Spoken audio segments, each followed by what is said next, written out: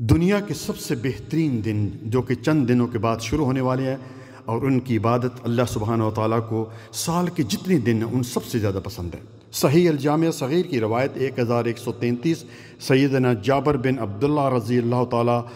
عنہ اس حدیث کے راوی رسول اللہ صلی اللہ علیہ وآلہ وسلم نے فرمایا، افضل ایام الدنیا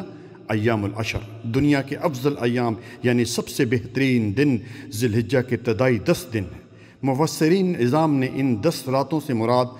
ذی الحجہ کے پہلے 10 دن مراد لیے ہیں۔ رب العالمین کا بھی فرمان ہے کہ وَاذْكُرُوا اللَّهَ فِي أَيَّامٍ مَعْلُومَاتٍ ایام العشر، ان 10 دنوں میں اللہ تعالیٰ کا ذکر کرو۔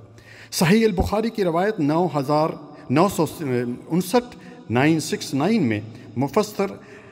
سیدنا عبداللہ بن عباس رضی اللہ عنہما فرماتے ہیں کہ ایام معلومات سے ابتدائی 10 ذی الحجہ مراد ہیں، یعنی ذی الحجہ کے پہلے 10 دن۔ 10 ذی الحجہ کا آخری دن 10 ذی الحجہ یعنی یوم النحر کہلاتا ہے، جس دن کے بارے میں رسول اللہ صلی اللہ علیہ وآلہ وسلم نے فرمایا، اعظم الایام عند اللہ یوم النحر، کہ اللہ تعالیٰ کے ہاں سب سے بڑھ کر عظمت والا دن جو ہے 10 ذی الحجہ کا دن ہے۔ پیارے بھائی، جو بھی قربانی کرنا چاہتے ہیں متوجہ ہوں،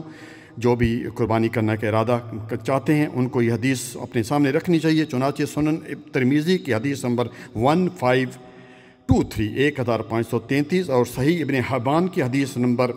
5897 سیدہ ام سلمہ رضی اللہ تعالی عنہ روایت کرتی ہیں کہ رسول اللہ صلی اللہ علیہ وآلہ وسلم نے فرمایا، جو ماہ ذی الحجہ کا چاند دیکھ لے اور قربانی کرنا چاہتا ہو، اپنے بال اور ناخن نہ کاٹے جب تک قربانی نہ کرے۔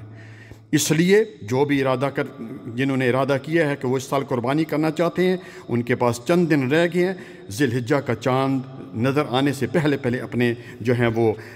جو ناخن ہیں اور اسی طرح بال ہیں وہ کٹا لیں۔ جزاکم اللہ خیرا، بارک اللہ فیک۔